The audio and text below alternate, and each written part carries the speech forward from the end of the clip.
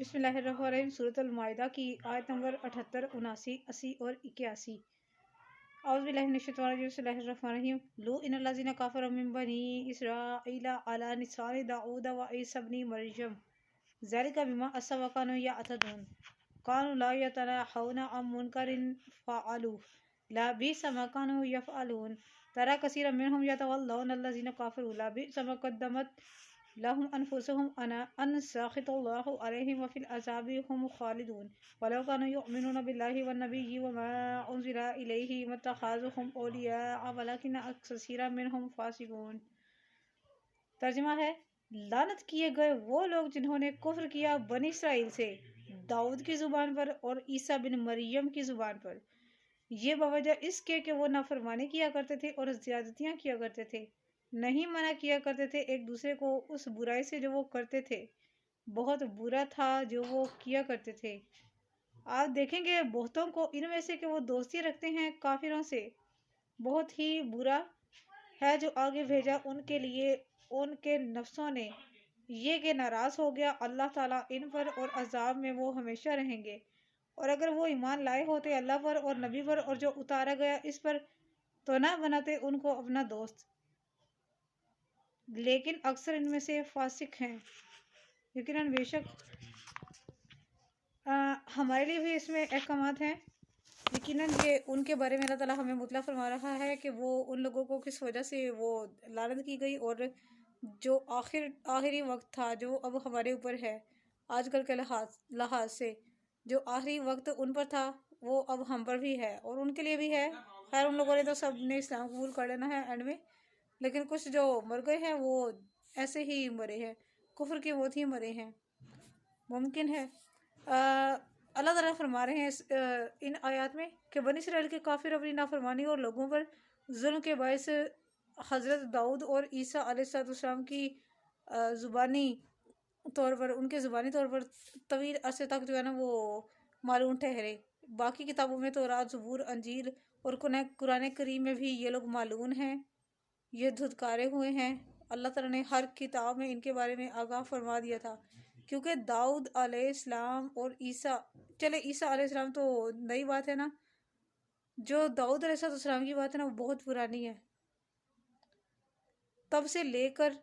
قرآن کریم آخری کتاب ہے جو اس وقت تک یہ لوگ لعنتی ٹھہرائے گئے ہیں۔ نبی کریم صلی اللہ علیہ وسلم فرماتے ہیں کہ ان کی حالت یہ تھی کہ ایک دوسرے کو برائیوں سے منع نہیں کرتے تھے۔ اگر کوئی بندہ ایک بندے کو کوئی غلط کام کرتے ہوئے دیکھتا تھا تو وہ ایک دفعہ اس کو منع کرتا تھا کہ یہ کام اے فلاں یہ کام نہ کرو، تم بہت غلط کر رہے ہو۔ اگلے دن دوبارہ اگر وہ آدمی وہی والا کام کر رہا ہوتا تھا تو اس کو دیکھ کے جس نے منع کیا ہوا ہوتا تھا وہ بھی وہ کام کرنے لگ جاتا تھا، یعنی کہ سارے اس برے کام کی طرف مائل ہو جاتے تھے۔ تو اور اس طرح کر کے وہ سرعام سارے کے سارے لوگ وہ برائیوں میں گھس گئے تھے، ان کا واپسی کا کوئی راستہ نہیں تھا اور نہ ہی کوئی کسی کی نصیحت ان کے لیے ٹس سے مس نہ ہوتے تھے وہ لوگ۔ تو ان پر مذمت کرتے ہوئے اللہ تعالیٰ نے فرمایا ہوا ہے کہ یہ لوگ لبئس ما کانوا یفعلون، یعنی کہ بہت برا عمل ہے جو وہ کرتے ہیں۔ ظاہر ہے ایک بندے کی وجہ سے ایک غلط چیز پھیل جائے تو اس کا کیا ہوگا، اور سارے لوگ وہ غلط کام کر رہے ہوں تو ان کا کیا انجام ہوگا۔ مسند احمد رحمۃ اللہ علیہ میں ہے ایک حدیث ہے کہ حضرت عبداللہ بن زبیر رضی اللہ تعالیٰ عنہ نے روایت کیا ہے، نبی کریم صلی اللہ علیہ وسلم نے ارشاد فرمایا، جب بنی اسرائیل گناہوں میں پڑ گئے تو پہلے ان کے علماء نے انہیں ٹوکا لیکن وہ لوگ باز نہ آئے، تو پھر علماء نے بھی ان کے ساتھ بیٹھنا، اٹھنا، کھانا پینا، ان کے ساتھ دوستی یاری کو پکا کر لیا، یوں انہی کی طرف ہو گئے۔ اب یہ دیکھ لیجئے کہ آج کل کے زمانے میں ایسے ہمارے بیچ لوگ کون سے ہیں، موجود ہیں، آپ بھی چیک کریں کون سے لوگ ہو سکتے ہیں وہ والے۔ تو اللہ تعالیٰ نے ان کے دل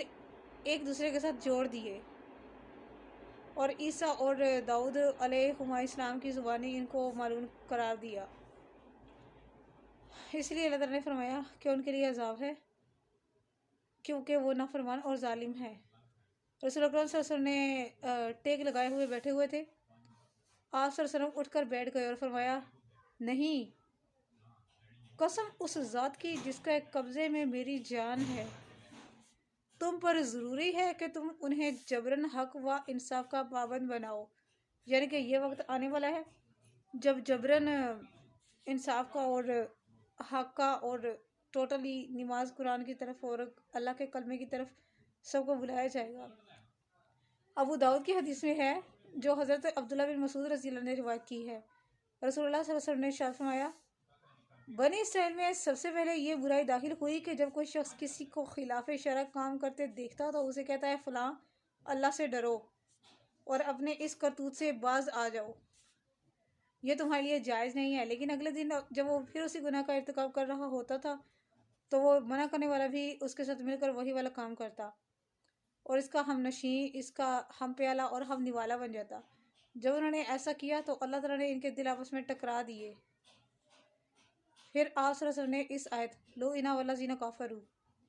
نبی کریم صلی اللہ علیہ وسلم نے یہ آیت کریمہ تلاوت فرمائی اور فرمایا، اللہ کی قسم تم ضرور نیکی کا حکم دو گے، برائی سے منع کرو گے، ظالم کا ہاتھ پکڑ لو گے، اس سے زبردستی اور جبراً حق کی طرف لاؤ گے، یعنی کہ قرآن کی طرف لاؤ گے اور اسے اس کا پابند بنا دو گے۔ دوسری ابن ماجہ اور ابن ابی داؤد اور ترمذی شریف میں ہے، ورنہ اللہ تعالیٰ تمہارے دلوں کو بھی آپس میں ٹکرا دے گا، یعنی کہ ہم لوگوں کو، امت مسلمہ کے ہم لوگوں کے دلوں کو بھی آپس میں ٹکرا دے گا اور ان کی طرح تمہیں بھی معلوم ٹھہرائے گا۔ امر بالمعروف اور نہی عن المنکر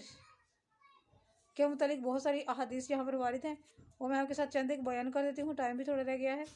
اور باقی انشاءاللہ کل کے ڈیٹ میں یہ ٹاپک کمپلیٹ ہو جائے گا۔ سیدنا حضرت ابو بکر رضی اللہ اور حضرت ابو صلبہ خشنی کی حدیث اس آیت کے تحت جو ذکر کی گئی ہے وہ یہ ہے، حضرت خزیفہ بن یمان رضی اللہ سے روایت ہے، رسول اکرم صلی اللہ علیہ وسلم نے ارشاد فرمایا ہے، قسم ہے اس ذات کی جس کے قبضے قدرت میں میری جان ہے، تم ضرور نیکی کا حکم دو گے اور برائی سے روکو گے، ورنہ اللہ تعالیٰ اپنے پاس سے تم پر عذاب بھیج دے گا، پھر تم دعائیں کرو گے لیکن وہ قبول نہیں فرمائے گا۔ وہ وقت آیا ہوا ہے۔ سیدہ عائشہ صدیقہ رضی اللہ تعالیٰ عنہا فرماتی ہیں، رسول اکرم صلی اللہ علیہ وسلم نے ارشاد فرمایا، نیکی کا حکم دیا کرو اور برائی سے منع کیا کرو، اس سے پہلے کہ تم دعائیں کرو لیکن وہ قبول نہ ہو، یعنی کہ اب ٹائم نہیں رہا ہے، جو کچھ کرنا ہے ابھی سے کر لو، ہو جاؤ ایک کلمے میں، شرک کو چھوڑ دو، نمازیں پڑھ لو۔ ابو سعید خدری رضی اللہ سے روایت ہے، رسول اکرم صلی اللہ علیہ وسلم نے ارشاد فرمایا، تم میں سے جو کوئی برائی دیکھی تو اس پر فرض ہے کہ وہ اسے اپنے ہاتھ سے ختم کرے، اگر ہاتھ سے اسے ختم نہیں کر سکتا، اس طاقت نہ ہو اس کے، یعنی کہ ہاتھ چلانے کی طاقت نہ ہو، تو وہ زبان سے اس کو روکنے کی کوشش کرے، اگر زبان کے ذریعے بھی نہیں کر سکتا تو اپنے دل میں ہی اس کام کو برا کہہ دے، لیکن یہ ایمان کا سب سے کمزور درجہ ہے کہ ہاتھ بھی نہیں چلا سکتے، زبان بھی نہیں چلا سکتے، دل میں کہہ رہے ہو۔ اللہ تعالیٰ اس کا زیادہ حقدار ہے کہ اللہ تعالیٰ سے ڈرا جائے اور اللہ تعالیٰ کی رضا کی خاطر کیا جائے جو کچھ کیا جائے۔ حضرت عدی بن عمیرہ رضی اللہ سے روایت ہے، نبی کریم صلی اللہ علیہ وسلم نے ارشاد فرمایا، اللہ تعالیٰ خاص لوگوں کے گناہوں کی وجہ سے عوام الناس کو اس وقت مبتلا عذاب کرتا ہے جب وہ اپنے سامنے برائیاں ہوتے دیکھیں لیکن قدرت کے باوجود منع نہ کریں۔ ایسی بہت ساریاں جو ہم لوگ دیکھ رہے ہیں لیکن ہم منع بھی نہیں کر پا رہے ہیں، فساد ہو جائے گا۔ اور ویسے بھی جب جوہلا ہمارے بڑے بڑے ہی جاہل ہوں تو ہم کیا کر سکتے ہیں؟ خیر،